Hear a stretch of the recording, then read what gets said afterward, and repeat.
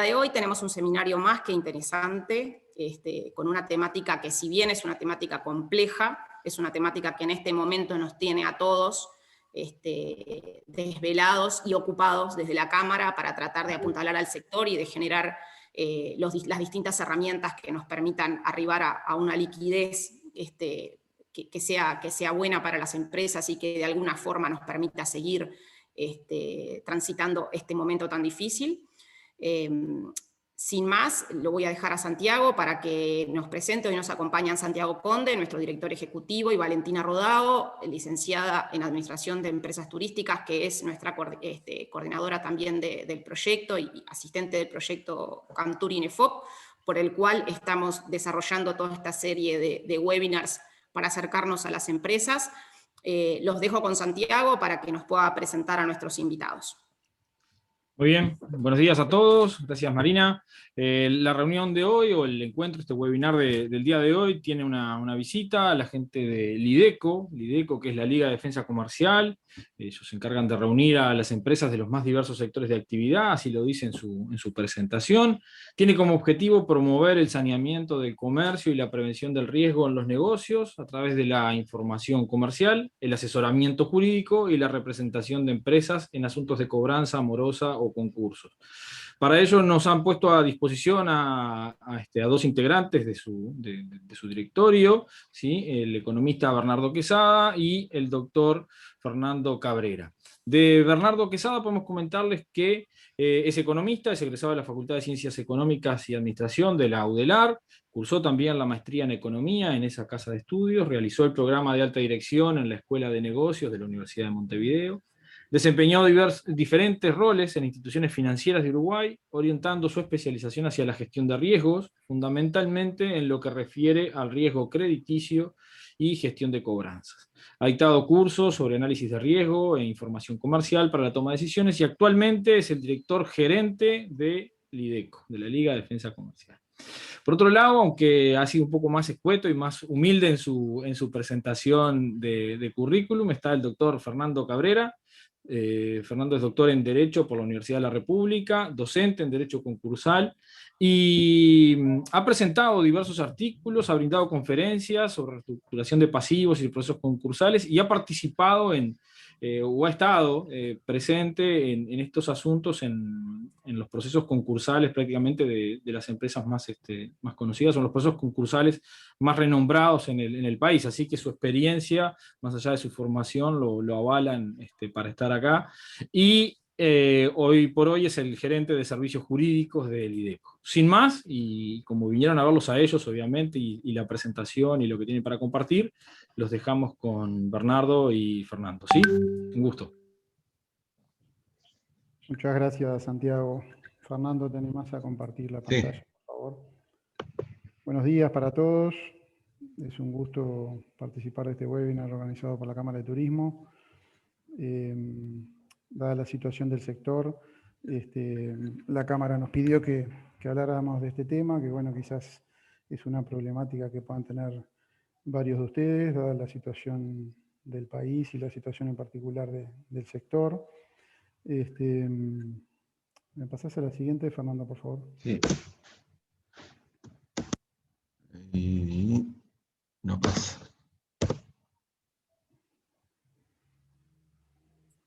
Si prefieren se los comparto y trabajamos. No, está bien, ahora sí. Bien. Las empresas son parte, si hacemos una similitud biológica, hoy que estamos hablando mucho del tema de salud, las empresas son parte, un organismo básico de la vida económica de todo país y del mundo en general.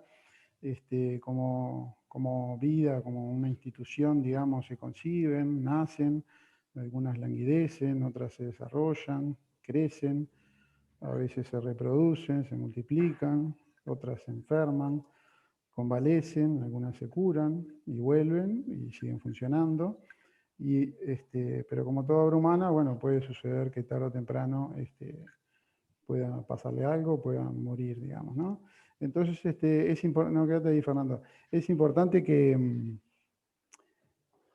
en este proceso de la vida, bueno, uno le le tenga cuidados a la empresa, le ponga cariño, le ponga recursos económicos para que pueda salir adelante, que la lleve a profesionales que lo asesoren para cuidarla. Y bueno, y llega un momento que también hay que ver como distintos especialistas, ¿no? Y bueno, entonces hoy vamos a tratar solamente un aspecto. Seguramente en las empresas de ustedes tengan muchos aspectos de preocupación cotidiana. A nosotros nos toca hablar de un aspecto de la situación de las empresas, y eso es lo que tiene que ver con los pasivos. Ahora sí, Fernando. Sí. ¿Sabes qué? No sé por qué no. Ahora sí. Ahí está. Entonces, bueno, ver un poco cómo se generan los pasivos y en qué situaciones también se van agravando y van generando problemas. Es importante analizar esto para después, en los casos en los que no se tiene todavía el pasivo, tratar de prevenir, y en los que se tiene, tratar de encontrar soluciones a tiempo, que consideramos que es lo importante. Entonces, bueno, se pueden generar pasivos o agravar esos problemas cuando no se hace una buena planificación financiera que acompañe las necesidades del negocio. O sea, en la medida que el negocio va incrementando sus necesidades del flujo financiero, va requiriendo aportes, ya sea de capital propio o de endeudamiento, y es importante tener previstas esas situaciones o momentos en donde se requieren esos fondos. También pasa cuando se pierden volúmenes de ventas o de ingresos. Esa pérdida de ventas puede ser por situaciones exógenas. Hoy tenemos la situación exógena que es la pandemia, y en el caso del sector de ustedes, que los está afectando de sobremanera, porque bueno, de un momento para el otro se encontraron de que no podían desarrollar su actividad, estaban cortadas las fronteras, y entonces bueno, los clientes no venían, muchos por el tema de los extranjeros, otros el turismo interno también. Si los clientes no van a hacer turismo por un tema de cuidados, etc. Entonces, bueno, a veces hay situaciones que no dependen de la propia empresa, por eso son exógenas, y que generan que se pierdan ventas. Y bueno, uno tenía una planificación financiera en función de lo que habitualmente sucede o los planes que se propuso, y de repente viene una situación externa que nos golpea y que nos genera este problema de tener que recurrir a endeudamiento para poder seguir subsistiendo. Y a veces son otras situaciones internas de la empresa, por ejemplo, de no planificar adecuadamente, o de temas de gestión, o de situaciones que suceden internas a la empresa y que no son exógenas. También en el tema turismo, muchas veces aquellos sectores que tienen cierta safralidad y tienen sus ingresos vinculados a una temporada turística, muchas veces se piensa que, bueno, hoy tenemos un problema, pero cuando haya una buena temporada, en definitiva se recupera y se sale adelante. Y bueno, y tenemos que tener una planificación financiera adecuada para todo eso. También es importante recurrir a asesoramiento especializado en todo lo que tiene que ver con esta planificación, en temas de cómo financiarnos y cuál es la mejor estructura de financiamiento de acuerdo a las necesidades que tenemos y al negocio que tenemos. Esto a nivel financiero, pero también a nivel de la gestión de la empresa, y de la gestión comercial, la gestión de promoción, etcétera. Todas las áreas de la empresa es importante que estemos bien asesorados. Y después, cuando estamos en algún problema, tenemos que tratar de evitar incrementarlos y tratar de encontrar una solución, no seguir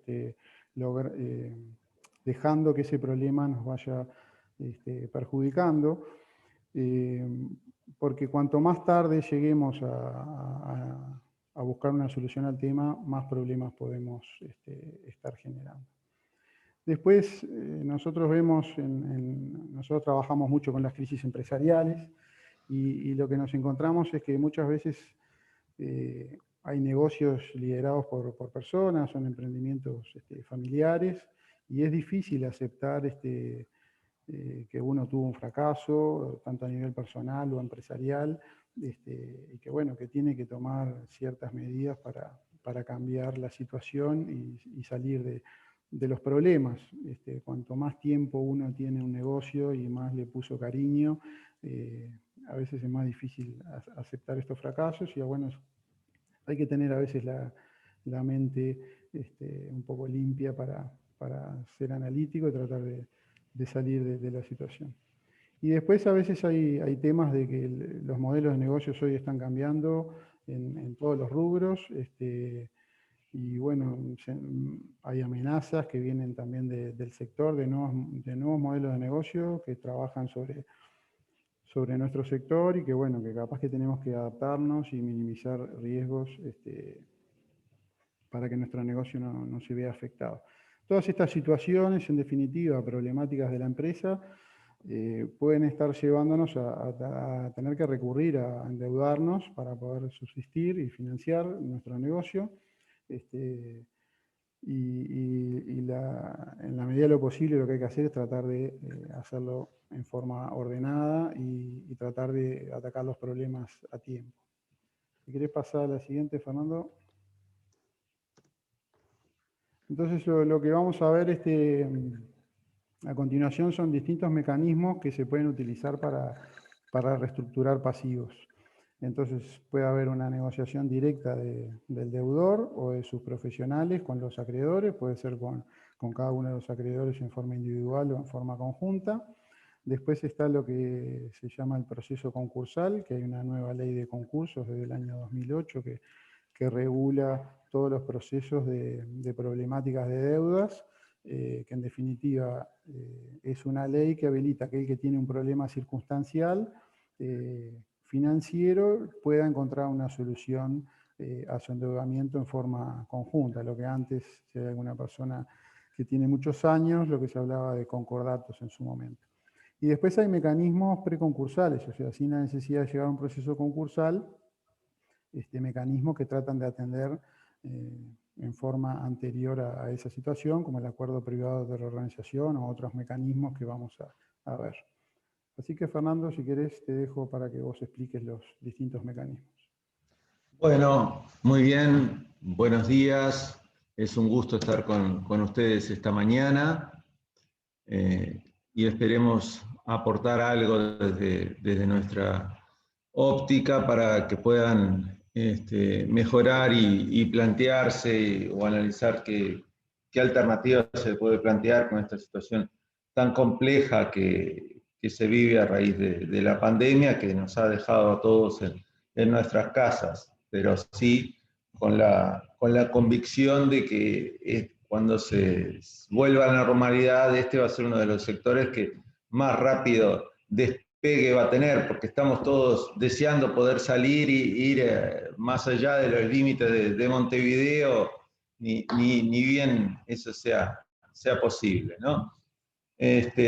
Y para eso tenemos que encontrarnos con prestadores de servicios turísticos que estén fuertes y sólidos. Vamos a ver para eso en qué consisten estos mecanismos de reestructuración de deuda de los que hablaba Bernardo, en qué consiste cada uno de ellos y las ventajas y las desventajas que puede tener. Bernardo nos decía la negociación directa del deudor o de sus profesionales con sus acreedores, lo identificamos como uno de los mecanismos. Bueno, consiste, como su nombre lo indica, en que el deudor negocie directamente, o lo hacen los profesionales que él elija, que pueden ser abogados, contadores, economistas, instituciones que realicen la mediación con los acreedores en busca de llegar a un acuerdo de pago. Este acuerdo de pago tiene la particularidad de que puede ser diferente para cada uno de los acreedores. Puede ser refinanciaciones, puede ser esperas, puede ser quitas, etc.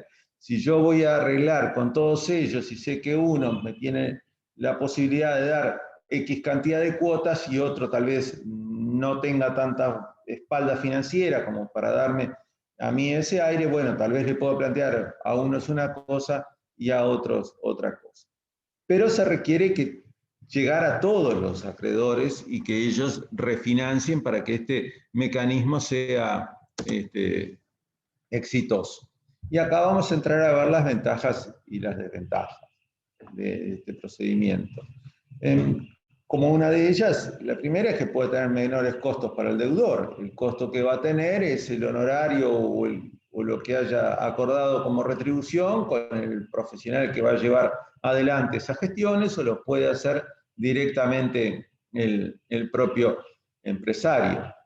Esto es una herramienta flexible que permite adecuarse a la importancia de cada acreedor en la cadena empresarial. Es decir, si yo tengo un proveedor que es fundamental para mí conservarlo porque no lo puedo sustituir por otro, bueno, a ese le puedo ofrecer un mejor trato que a aquel el cual lo puedo sustituir por otro, no le debo tanto.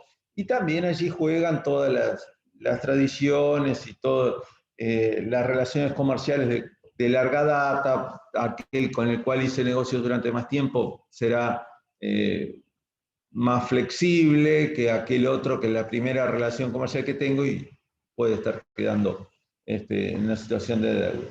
Pero se le encuentran muchas desventajas a este sistema. Es que, por ejemplo, si uno de los acreedores no está de acuerdo, puede salir corriendo a trabar embargos o a promover un concurso. Lo que le decimos vulgarmente el pies ligeros.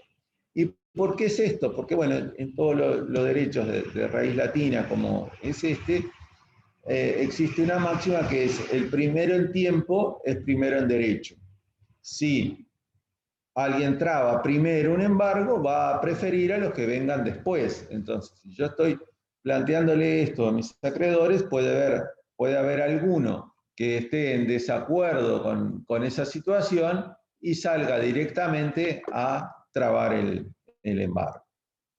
Esto tiene otras desventajas, porque esa supuesta flexibilidad que le decíamos de poder adaptarse a lo que piden los acreedores se transforma en muchos casos en una debilidad. Se hace poderoso, es más fuerte y exige condiciones que están por encima de lo que piden los demás acreedores. Ese mismo que decíamos que yo no puedo prescindir de él, conocedor de esa situación también el acreedor, que es parte de su trabajo conocer cuál es la situación de sus clientes, puede exigir de más o puede exigir alguna garantía que no le pidan los otros, alguna fianza que no pidan los otros, etc., o mejores plazos de pago. Esto deriva en que el empresario en muchos casos es objeto de amenazas y de presiones. Por eso a veces sirve tener esa barrera que son los profesionales que se encargan de hacer esta negociación.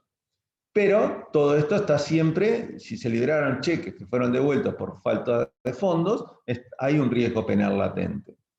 Hay un riesgo penal de que vaya el tenedor de los cheques a hacer la denuncia penal y allí se complique más el panorama y trate de cobrar por una vía legal, pero un poco más fuerte, que es hacer la denuncia y tratar de negociar el pago a cambio de una formalización.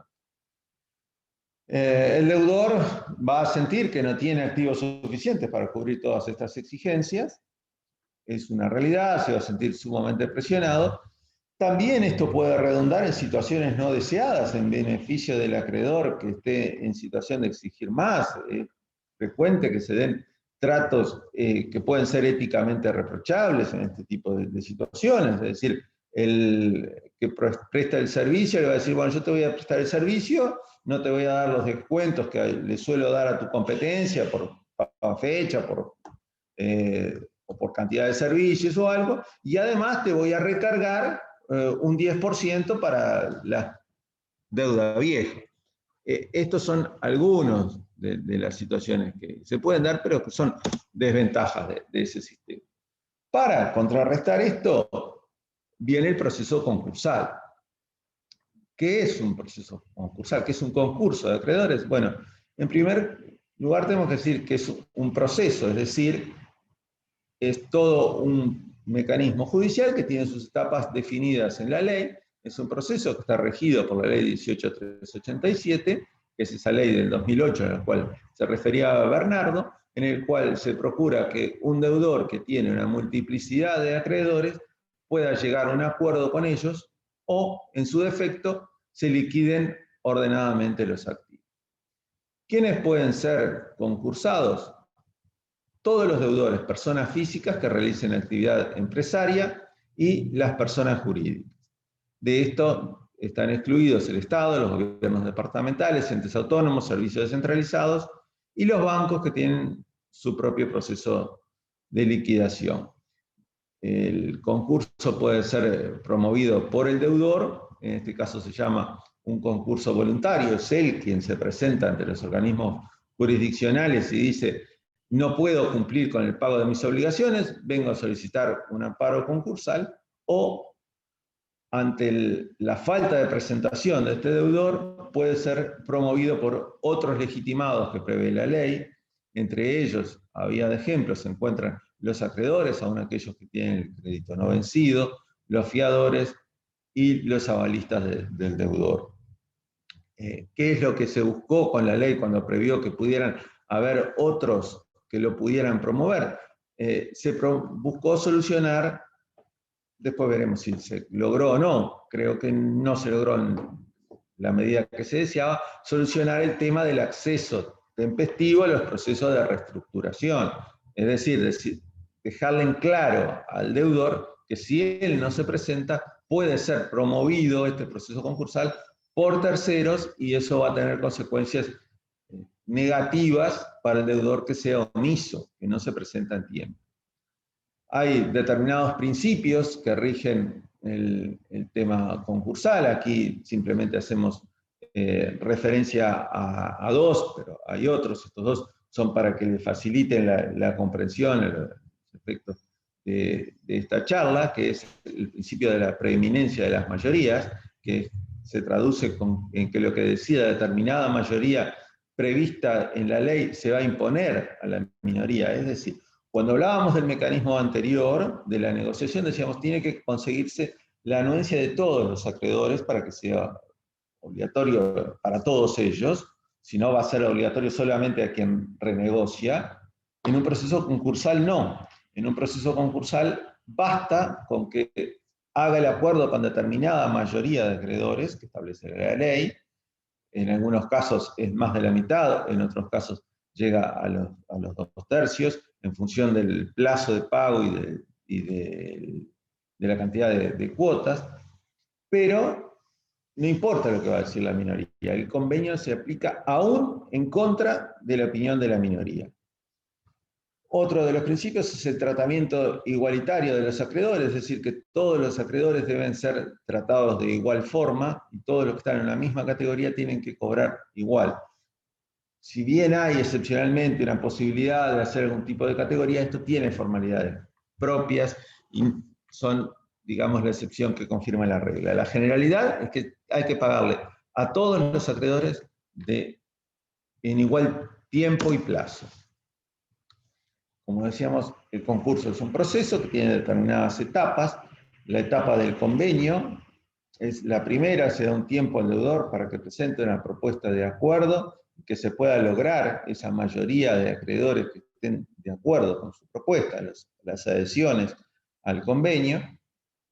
Durante ese plazo, que es un plazo de 180 días, que va hasta la celebración de la Junta de Acreedores, desde el decreto que admite el concurso hasta la Junta, pasan 180 días, aunque hay posibilidades de prórroga.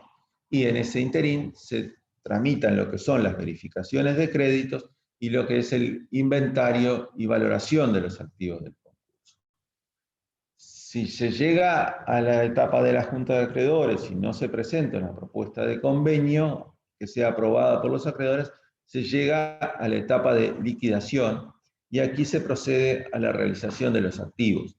La realización de los activos, que en primer lugar, en caso de que sea posible y se trate de una empresa en marcha, se promoverá por el síndico la venta en bloque de los activos. Pero tienen que ser empresas que tengan determinado porte, que se convenga mantener la unidad productiva, y de lo contrario se irá a la venta por partes. Cuando se va a la venta por partes, hoy día lo que se está haciendo son remates o licitaciones privadas de los activos, lo que facilita en muchos de estos trámites para los acreedores. ¿Cuáles son las ventajas de promover un proceso concursal? Es que se frenan las ejecuciones. Aquí se decreta lo que se llama la moratoria provisional, es decir, todas las ejecuciones, aún las prendarias y las hipotecarias, se tienen que suspender. Las prendarias hipotecarias se pueden retomar 120 días después del decreto de admisión del concurso, pero permite renegociar con los acreedores en mejores condiciones. ¿Por qué? Porque hay una mayor conciencia de lo difícil de la situación en todas las clases de acreedores, ya sean desde bancos o acreedores laborales. Nos ha pasado de estar en algunas negociaciones con sindicatos fuertes que frente a un proceso admiten algún tipo de reestructuración o de renegociación que no sería posible si no estaban en la situación concursal. Es así que se admiten esperas o quitas que en otras situaciones no se admitirían.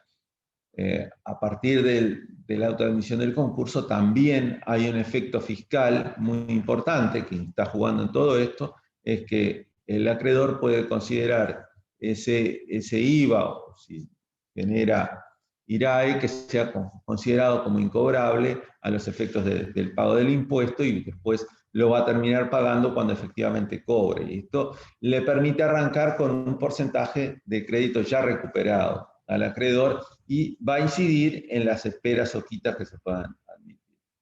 Desde el punto de vista penal, también va a brindarle una defensa por el libramiento de cheques sin fondo a este deudor. Decíamos, en el otro caso hay siempre una espada de Damocles pendiente. Acá estamos en una realidad donde durante muchísimos años el concordato, que era en ese entonces, y en los primeros años de aplicación de la ley de concursos, era un salvoconducto, decir, acá estoy, tengo un concurso, tengo un decreto de una moratoria que me impide pagar.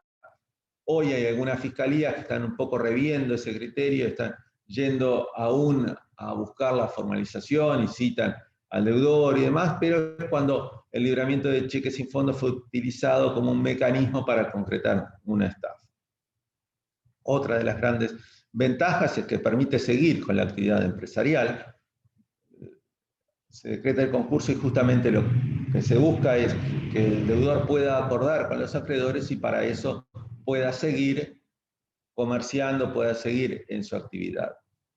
Y en la misma línea se evita la exigencia de certificados, comprobantes o constancia de estar al día en el pago de obligaciones tributarias y paratributarias. Por ejemplo, la exigencia de certificado del Ministerio de Transporte para los vehículos que están dedicados al transporte no se exigen y son un obstáculo para que estos puedan circular por deudas anteriores al decreto de concurso. ¿Cuáles son las desventajas que esto va a tener? Bueno, tiene efectos negativos inmediatos en el crédito. Nadie le va a dar crédito a un concursado, por lo que se va a tener que trabajar al contado o en el mejor de los casos, y en algunas veces con prepago. Es decir, yo no te cargo el camión o no te presto ese servicio si antes no me pagaste ese servicio. Pero además, y esto es importante para aquellas empresas, sobre todo familiares, que tienen un dueño, como son muchas de las empresas en nuestro país, pequeñas empresas en las cuales hay una persona que es el accionista, que es el dueño, que es el director gerente, que es el que hace todo, bueno, que está acostumbrado a hacer y deshacer, en al solicitar el concurso, se le limita su legitimación y va a quedar sujeto a un interventor que va a coadministrar con él, y en el caso que se designe un síndico, el síndico lo va a sustituir. Ese anterior director se va a ir para su casa y va a ser sustituido por un síndico. Cabe señalar que esta en definitiva también es una situación en teoría que prevé la ley. En la práctica llega el síndico y el síndico no puede conocer todos los entretelones de todas las actividades y mucho menos de todas las empresas. Entonces, de alguna manera, salvo que haya indicios de fraude o de dolo, lo va a sentar junto a él y le va a preguntar, bueno, ¿qué hacemos con esto? ¿Qué hacemos contra lo otro? Pero el que va a tomar la decisión va a ser el síndico o el interventor. Además, Va a haber un incidente de calificación del concurso que se va a tramitar una vez que se apruebe el convenio del deudor con sus acreedores o que se decrete la liquidación, y esto puede afectar a administradores de hecho o de derecho y que puede tener consecuencias muy negativas, entre ellas patrimoniales, porque va a afectar o puede condenar al sujeto responsable de la insolvencia o del agravamiento de la insolvencia, lo va a responsabilizar a que responda con su patrimonio, la parte insatisfecha que tengan los acreedores, o lo puede inhabilitar para administrar bienes propios o ajenos. Este proceso además tiene costos, son costos que no son para todas las empresas, hay que recurrir a contadores, hay que hacer estados contables especiales, hay que pagar horarios de abogados que promueven el concurso, que estén llevando esta gestión, pero también hay que pagarle al síndico o al interventor. Es decir, nuestra ley de concursos en general está prevista para empresas de mediano porte hacia arriba. Se resulta muy oneroso para las otras. Y además hay que tener presente que esto puede terminar en una liquidación que abarca todos los bienes presentes y futuros que pueda tener ese deudor. Entonces se dan los mecanismos preconcursales, y dentro de los mecanismos preconcursales encontramos el acuerdo privado de reorganización, que es un mecanismo que permite llegar a la obligatoriedad de un acuerdo que se le va a aplicar a todos los acreedores girografarios o comunes sin necesidad de que haya un concurso. Esto es necesariamente antes de la declaración del concurso. Decíamos, en el primer caso de las negociaciones individuales se requieren que estén todos de acuerdo. El otro entramos en un proceso concursal y la mayoría se le puede imponer a la minoría. Pero aquí combina, si se quiere, lo mejor de los dos mundos, porque puede no pasar por el Poder Judicial, con lo cual voy a tener menos costos, pero ser obligatorio para todos sin necesidad de tener unanimidad de acreedores. Aquí hay una serie de requisitos que son procesales, pero básicamente es así. El deudor presenta un convenio suscrito por el 75% de sus acreedores girografarios. Acá vamos a una mayoría aún más exigente que la que tiene el concurso. El concurso, en el peor de los casos, tiene una mayoría que son de 2/3, acá vamos al 75%. Este convenio, cuando fue firmado por esa mayoría de acreedores, se le notifica por medio de un escribano a los acreedores no adherentes, que tienen un plazo breve para oponerse por determinadas causales. Si no se opone ninguno de ellos, el convenio es obligatorio y se procede a su protocolización por parte del escribano, se publica en el diario oficial y se va a imponer a todos los acreedores. Si se oponen, se tramita esta aprobación por la vía judicial y se termina la aprobación o no del convenio. También existe otra modalidad, que no se hace esta notificación por medio del escribano, sino por medio del Poder Judicial. Allí se están convocando a los acreedores por medio de publicaciones para que digan si están de acuerdo o si se oponen a este convenio, y si no se oponen, el convenio se va a aprobar. ¿Qué significa esto? Que el deudor hace negociaciones extrajudiciales para buscar estas adhesiones. Estas negociaciones las puede hacer por sí solo y pico a pico, como diríamos, estamos jugando un truco de a 6 con los acreedores, o por medio de un tercero, como puede ser Lidico. ¿Qué pasa?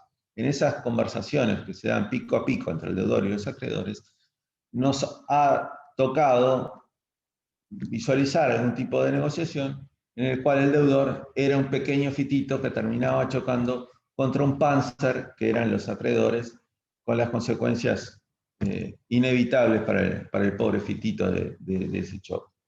Por eso es conveniente que exista un tercero, en este caso nosotros como Liga de Defensa Comercial habitualmente lo hacemos, citamos a los acreedores y buscamos con ellos la solución más conveniente. Cuando decimos los acreedores, hay que ver la cantidad de acreedores que tiene esta empresa, la incidencia que tiene cada uno en una salida, en virtud del porcentaje de pasivo que cada uno representa. A veces puede ser con la totalidad de los acreedores, si estos son un número pequeño, o con los acreedores más importantes, porque representan la mayoría. y con ellos acordar una fórmula de pago. Esto tiene grandes ventajas porque se evitan las presiones de los acreedores. Y si se dan, son las presiones lógicas y naturales de una negociación, pero no aquellas presiones de las que hablábamos al principio, en lo que cada uno de los acreedores trata de tironear para obtener una mejor garantía para sí o un mejor trato para sí. Aquí se está negociando conjuntamente con todos o conjuntamente con la mayoría de ellos. Y esto va a tener efectos luego para conseguir las adhesiones de los acreedores. Son más fáciles. Son más fáciles si los acreedores mayoritarios se comprometieron a apoyar, firman y apoyan, seguramente los acreedores menores van a seguir lo que hicieron estos otros acreedores. ¿Cuáles son las ventajas del acuerdo privado de reorganización? No se afecta el crédito, como sucede en un proceso concursal común, no está en situación de concurso y por tanto no se pierden las licitaciones que se pudieran haber ganado, que tuviera como una de las condiciones del pliego que la empresa que presta el servicio no estuviera en concurso. Las fórmulas de acuerdo que se pueden plantear son muy amplias, son muy variadas y en definitiva este convenio puede tener cualquier contenido lícito. No se requiere la unanimidad de los acreedores, basta la mayoría de ellos. Tiene menores costos que un proceso concursal y el deudor no queda sometido a un interventor o a un síndico. Sí, los acreedores pueden pedir, si le tienen desconfianza a este deudor, que quede sometido a algún tipo de veeduría, pero esto es una situación excepcional. ¿Cuáles son las desventajas? La fórmula del acuerdo privado de reorganización tiene mayorías que son muy exigentes, el 75% de los créditos. No es fácil conseguir que una mayoría tan importante esté de acuerdo con la fórmula. Siguen estando el riesgo de que cualquier acreedor puede salir corriendo a trabar embargo o pedir el concurso. No se suspenden las ejecuciones mientras esté el trámite el APR. Aquel que ya hubiera iniciado un juicio ejecutivo y esté por trabar un embargo puede seguir con eso y aún puede conseguir el remate. Pero una vez que esté aprobado este acuerdo privado, se va a aplicar a todos los acreedores que tengan créditos quirografarios anteriores a ese convenio. No implica una solución para los organismos tributarios por sus créditos por tributos. Y esto es muy importante. Diferente a lo que sucede con las multas y recargos, estos son créditos subordinados.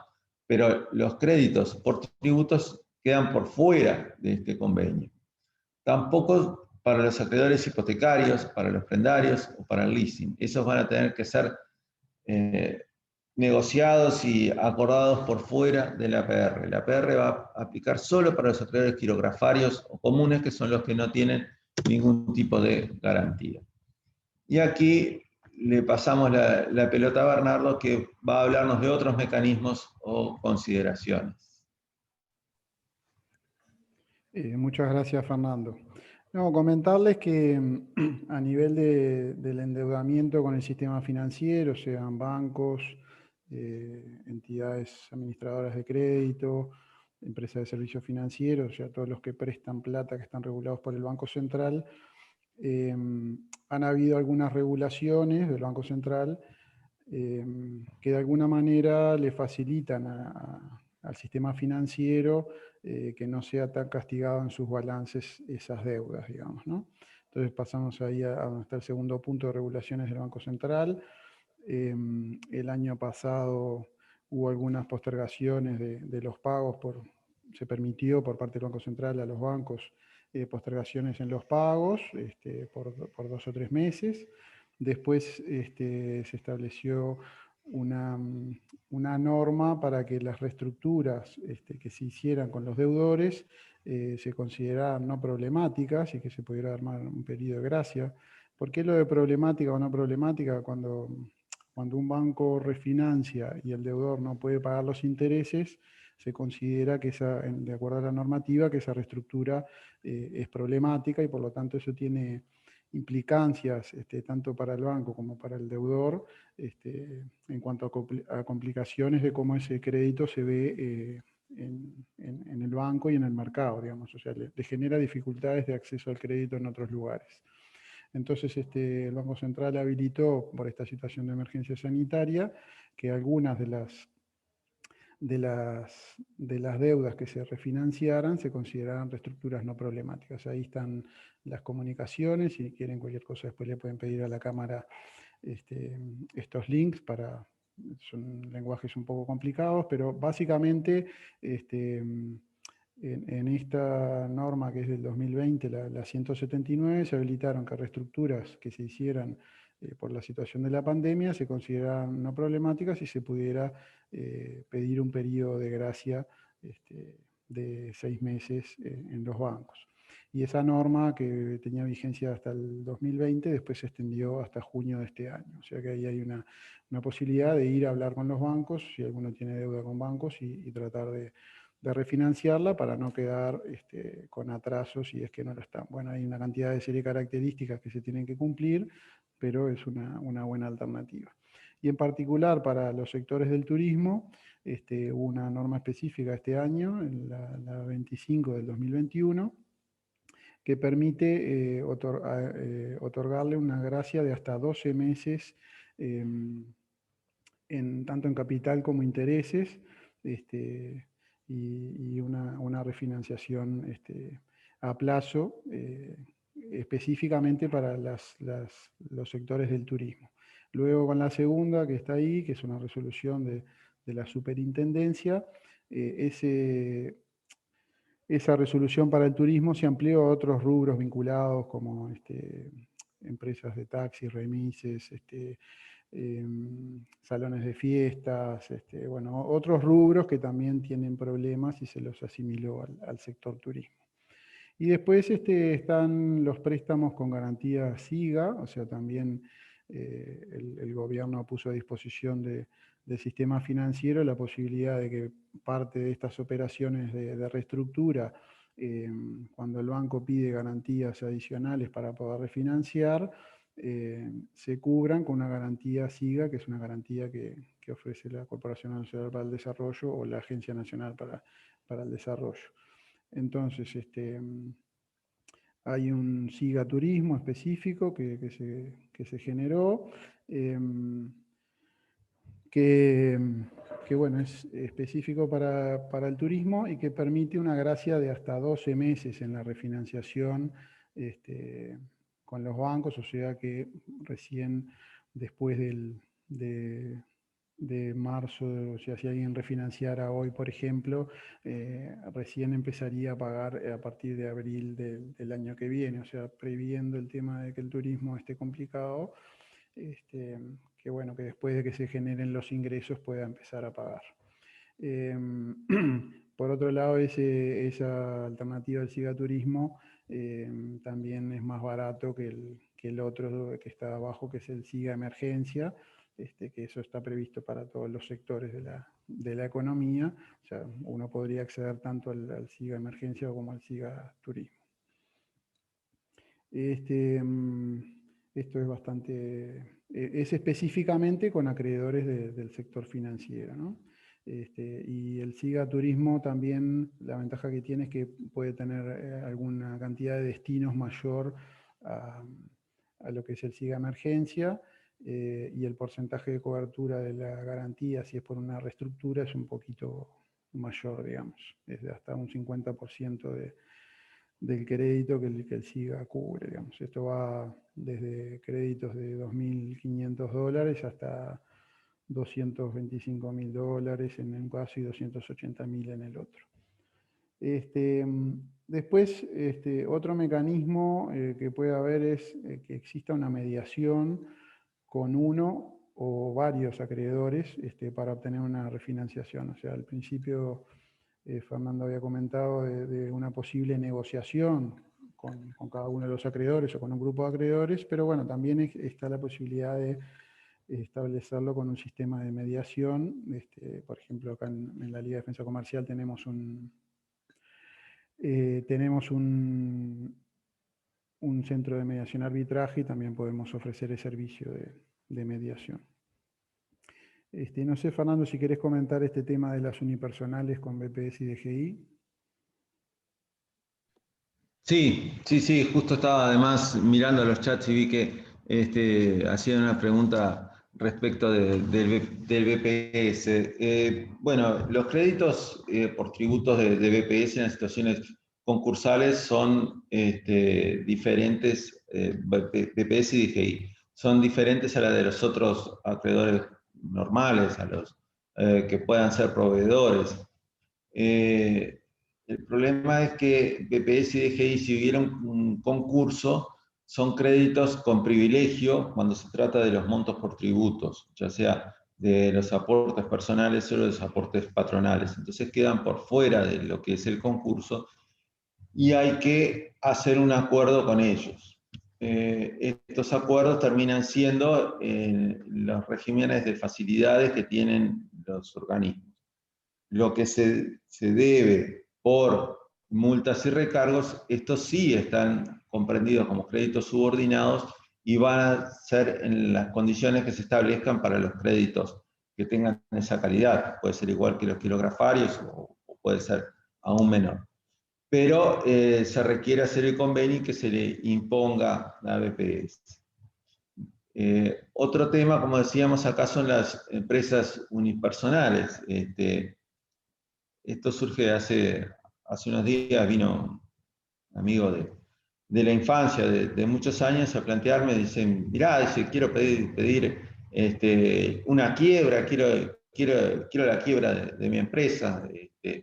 Digo, bueno, vamos por partes. La quiebra en realidad no existe más. La quiebra y el concordato son términos que se utilizaron hasta el año 2008 y a partir de ese momento fueron derogados, fueron sustituidos por lo que es el concurso.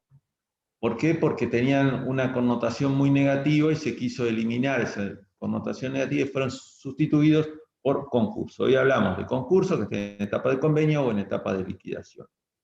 Ahora bien, analizando la situación, mi amigo tiene una empresa unipersonal, tiene su casa donde vive con su familia y su autito, y le digo, ¿qué acreedores tenés? BPS y DGI. No podés hacer ningún proceso concursal en esos casos porque arriesgás perder los bienes que tenés y además vas a seguir endeudándote con BPS y con DGI. En esos casos lo que hay que buscar es algún tipo de refinanciación con ellos. Cuidado con las empresas unipersonales.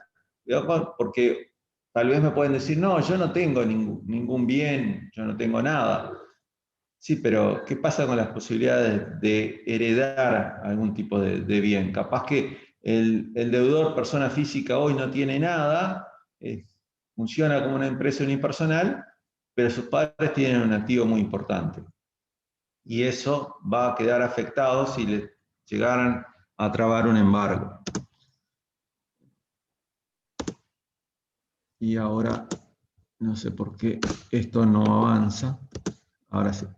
En conclusión, lo que queremos transmitirles es que no hay un mecanismo único e ideal para cada tipo de empresas o de problemática. Lo mejor parece ser una solución a medida para cada empresa particular, porque en definitiva hay que atender a la actividad que realiza este deudor, qué tipo de acreedores tiene, cómo se conforma ese pasivo, los activos que tiene, cuál es la relación con los acreedores. No es lo mismo un deudor que haya tenido una relación de larga data y que siempre haya cumplido con ese acreedor que alguien que sea nuevo en el mercado. No es lo mismo aquel que se comportó bien y tiene un buen historial y que es valorado positivamente por sus acreedores que quien no lo es. Por eso decimos que hay que ver una solución a medida para cada empresa. Desde la Liga de Defensa Comercial nos dedicamos a las crisis empresariales desde muchos años. Tenemos la estructura que puede permitir delinear una estrategia de negociación y llevarla a cabo. Nosotros quedamos a disposición, ahora les vamos a dejar nuestros correos de contacto. Pero el principal consejo que les queremos dar es que frente a una situación de estas, consulten con sus profesionales, consulten también con la gente de su confianza, que estos temas hay que atacarlos más temprano que tarde. Así que bueno, muchas gracias. Aquí quedan nuestros correos y estamos a las órdenes respecto de las preguntas. Muy bueno, Fernando, muy bueno, Bernardo. Una de las preguntas, la del BPS, ya veo que Fernando la fue respondiendo a medida que presentaba. Hay otra que está ahí que dice, ¿me pueden indicar qué es una garantía con factoraje? Que eso es algo que estuvo presentando, si no me equivoco, Bernardo. Y alguien lo consulta ahí.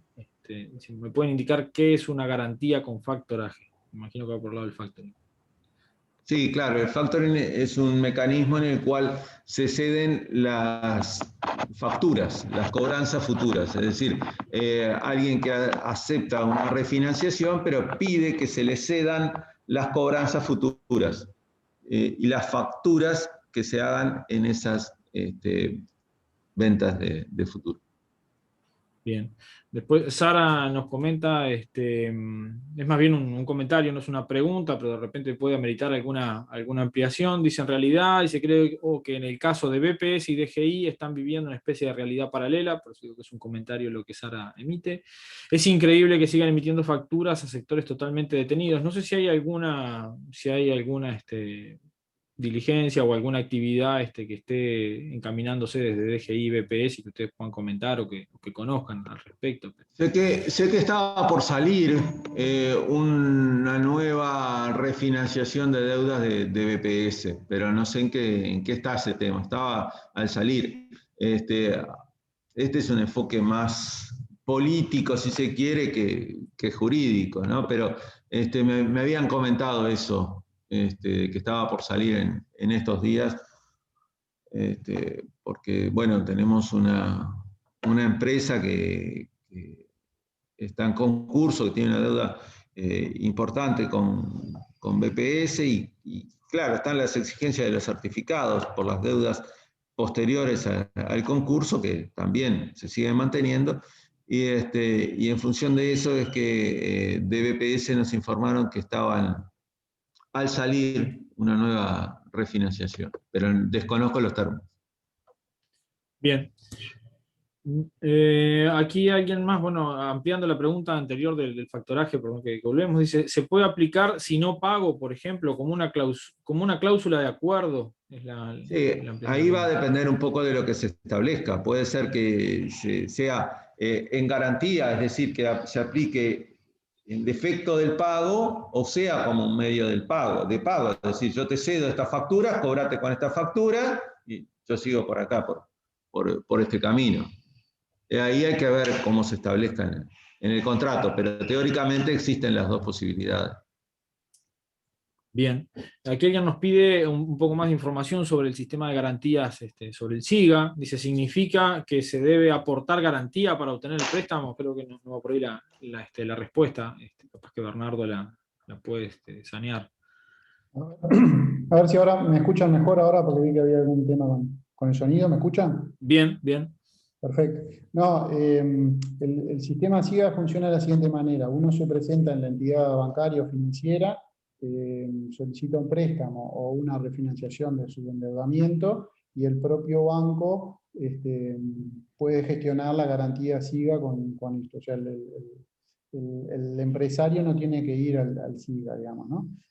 Puede suceder que el banco, como el SIGA, la cobertura que tiene sobre un porcentaje de esa reestructura o de ese préstamo, puede ser que el banco pida alguna garantía adicional, como una firma solidaria o algún otro tipo de garantías.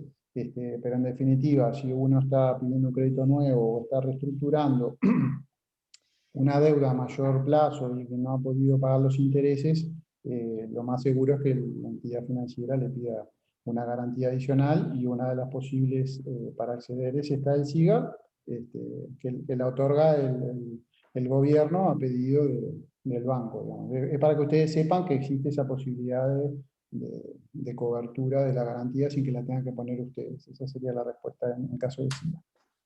Bien. Y también que existe una diferencia en esa negociación si la deuda con el banco está en situación regular de pagos, es decir, si está deuda vigente, que es hasta 59 días, si tiene hasta 59 días de atraso, lo que puede haber es diferir el pago de capital e intereses por hasta un año.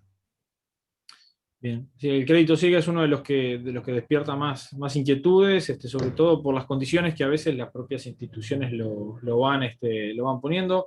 La pregunta complementaria a eso, y después paso a una que hace Alberto Latarosky ahí, complementaria al SIGA, SIGA, ¿no es necesario entonces ofrecer una garantía hipotecaria? Esa es la pregunta.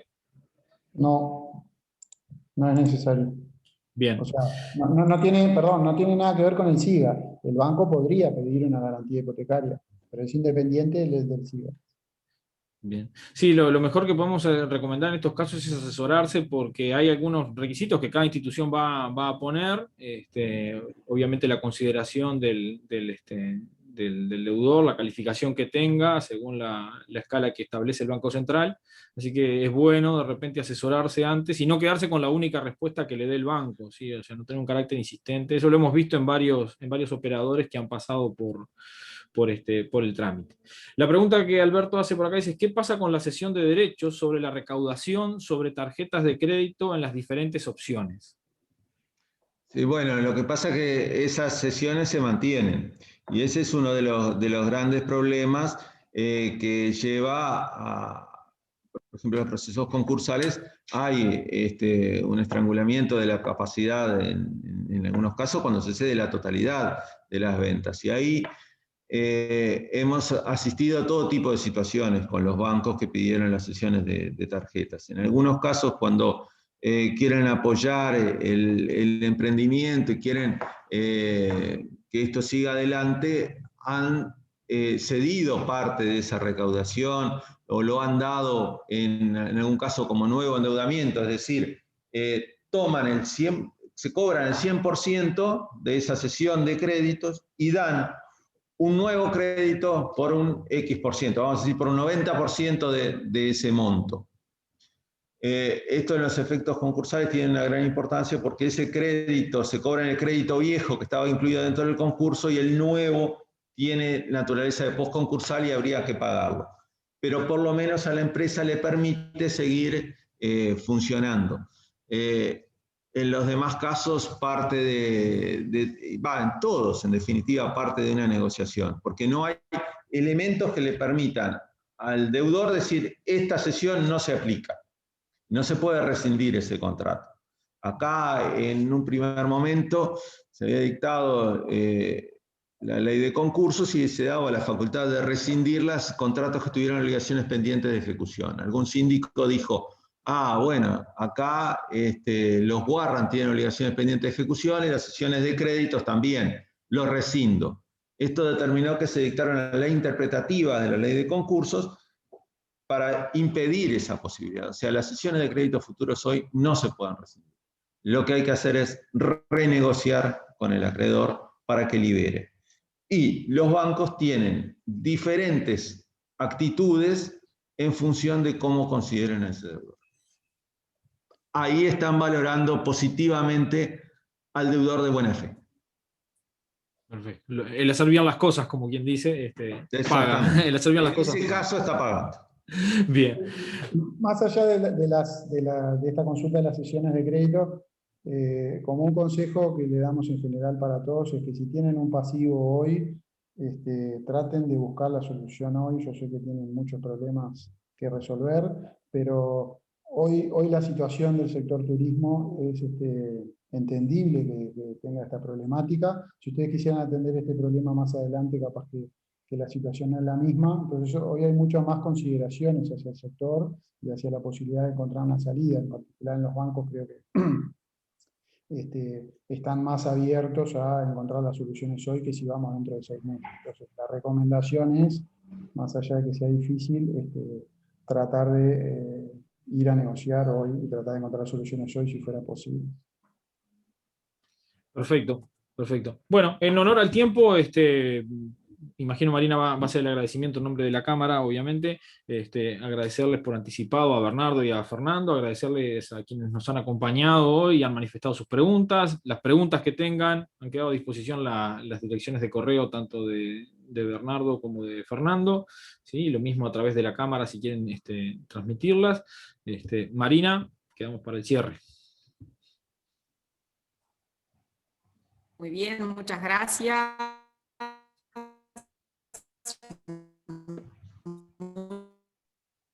muchas gracias a nuestros panelistas que realmente nos han dado una hora de mente para todos. Creo que fue muy interesante toda la temática que se trató. Me resta solamente invitarlos para la próxima jornada, para el próximo evento que tendremos, que será el 20 de abril a las 10 también, con el doctor Julio Facal, y les cuento un poco el título, que es Impacto del COVID-19 en las empresas turísticas, medidas y perspectivas.